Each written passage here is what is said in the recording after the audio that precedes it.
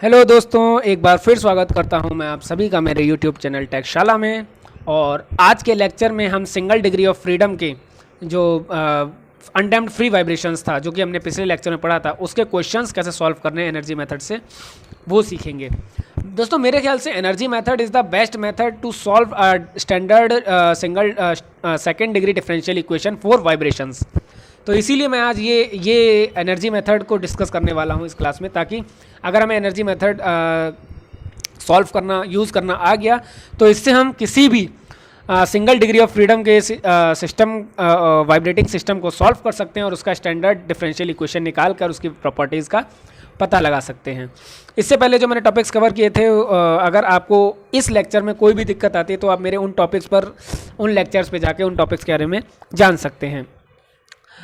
तो आज का लेक्चर हम शुरू करते हैं सिंगल डिग्री ऑफ फ्रीडम जो एनर्जी मेथड है उस पर।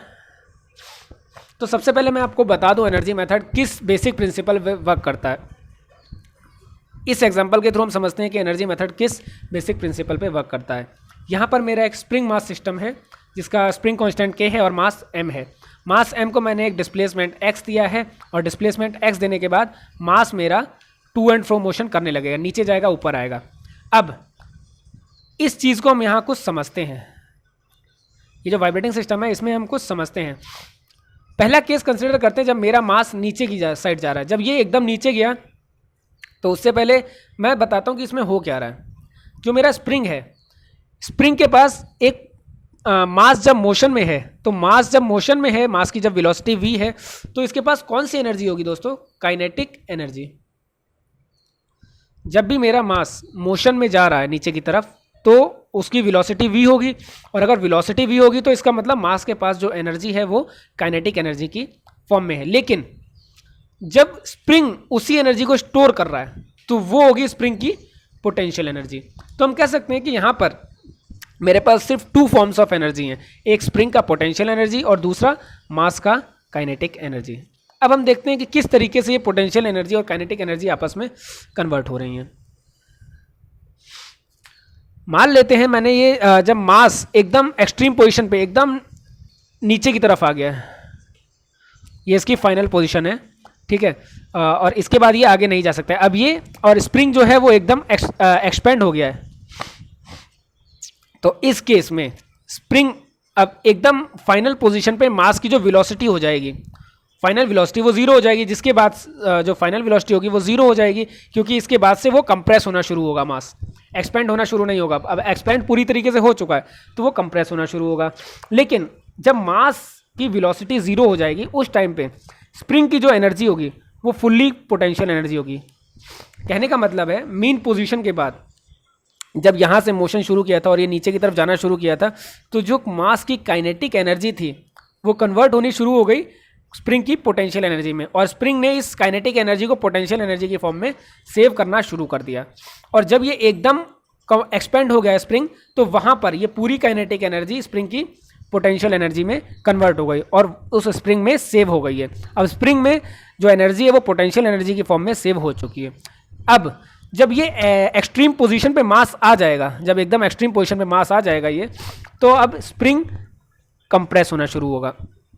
तो जब स्प्रिंग कंप्रेस होना शुरू होगा तो मीन पोजीशन पे, ये मीन पोजीशन पे आने के बाद, जब तक ये मीन पोजीशन पर आएगा मास वापस, तब तक तो जो पोटेंशियल एनर्जी स्प्रिंग का था वो वापस मास को काइनेटिक एनर्जी देता रहेगा। मतलब इस एक्सट्रीम पोजीशन से मास जब इस मीन पोजीशन पे आएगा तब तक मास की वेलोसिटी बढ़ती रहेगी। तो इसका मतलब जो पोटेंशियल एनर्जी है वो काइनेटिक एनर्जी में कन्वर्ट होती रहेगी, और इस पोजीशन पे आने के बाद पूरी पोटेंशियल एनर्जी जीरो हो जाएगी, और जो पूरी पोटेंशियल एनर्जी थी वो मास की काइनेटिक एनर्जी में कन्वर्ट हो जाएगी। तो अभी हमने दो साइकिल पढ़ी। पहली साइकिल में तो जब मास मेरा पूरी तरीके से, जब मास मेरा एक्सपेंड हो रहा था, नीचे की तरफ जा रहा था, तो जो काइनेटिक एनर्जी थी मास की वो कन्वर्ट हो रही थी पूरी तरीके से पोटेंशियल एनर्जी में इस एक्सट्रीम पॉइंट पर, ठीक है। लेकिन अब जब ये ही स्प्रिंग वापस अपनी मीन पोजीशन पे, इस मीन पोजीशन पे आ गई है, तो जो पोटेंशियल एनर्जी स्प्रिंग ने स्टोर किया हुआ था वो उसने मास को दे दिया काइनेटिक एनर्जी की फॉर्म में। तो इस मीन पोजीशन पे जो मास की काइनेटिक एनर्जी हो जाएगी वो मैक्सिमम हो जाएगी और पोटेंशियल एनर्जी स्प्रिंग की जीरो हो जाएगी। इस मीन पोजीशन पे। अब मीन पोजीशन के बाद मास एक्सपेंड किया, मीन पोजीशन पे आया, अब मास कंप्रेस भी करेगा। तो जब मास कंप्रेस करेगा तो स्प्रिंग का जो काइनेटिक एनर्जी मीन पोजीशन में मैक्सिमम हो गया था वो वापस कन्वर्ट होना शुरू हो जाएगा स्प्रिंग का पोटेंशियल एनर्जी में। मास का जो काइनेटिक एनर्जी अभी मीन पोजीशन पे मैक्सिमम हो गया था वो वापस कन्वर्ट होना शुरू हो जाएगा स्प्रिंग के पोटेंशियल एनर्जी में। और इस तरीके से जब एकदम एक्सपेंड कंप्रेस कर देगा ये स्प्रिंग को इस पोजीशन पे, तो ये मास में कोई काइनेटिक एनर्जी नहीं बचेगा, मतलब मास का वेलोसिटी जीरो हो जाएगा, मास रुक जाएगा वहीं पर, और स्प्रिंग का जो पोटेंशियल एनर्जी होगा वो मैक्सिमम हो जाएगा। तो इस तरीके से एक साइकिल चलती रहेगी पूरे प्रोसेस के दौरान कि कभी काइनेटिक एनर्जी, एक मिनट, ये लाइन मेरी पोटेंशियल एनर्जी दिखला रही है और ये लाइन काइनेटिक एनर्जी।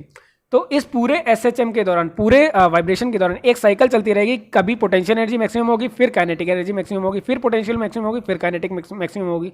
अल्टरनेटली ये पोटेंशियल और काइनेटिक एनर्जी एक दूसरे की मैक्सिमम होती रहेगी। लेकिन जो टोटल एनर्जी है, मतलब ये जो पोटेंशियल और काइनेटिक एनर्जी के बीच का डिफरेंस है, ये हमेशा कांस्टेंट रहेगा। तो जो एनर्जी मेथड होता है वो इसी प्रिंसिपल पर बेस्ड होता है कि जो टोटल एनर्जी है मेरे सिस्टम की, जो टोटल एनर्जी है मेरे सिस्टम की, वो हमेशा कांस्टेंट रहेगी। तो इसी पर प्रिंसिपल पर मेरा जो एनर्जी प्रिंसिपल होता है, एनर्जी मेथड होता है, ये बेस्ड होता है। तो क्योंकि जो मेरी टोटल एनर्जी है पूरे सिस्टम की वो हमेशा कांस्टेंट रहेगी, तो अगर मैं इसे डिफ्रेंशिएट करूंगा dE/dt with respect to time, तो जो कांस्टेंट टर्म होगा वो जीरो हो जाएगा। तो हमें क्या करना होता है, एनर्जी मेथड में सबसे पहले उसकी एनर्जी इक्वेशन निकालनी होती है, T total energy is equal to constant की फॉर्म में, उसके बाद उसे डिफरेंशिएट कर देना होता है और कांस्टेंट को जीरो के इक्वल इक्वेट कर देना होता है। सिंपल सा फॉर्मूला है, सिंपल सा फंडा है इसका कि हमें पहले टोटल एनर्जी इक्वेशन निकालना है, उसके बाद उसे डिफरेंशिएट कर देना है। ये था मेरा एनर्जी मेथड, जिसे मैं उम्मीद करता हूँ आपको समझ आया होगा।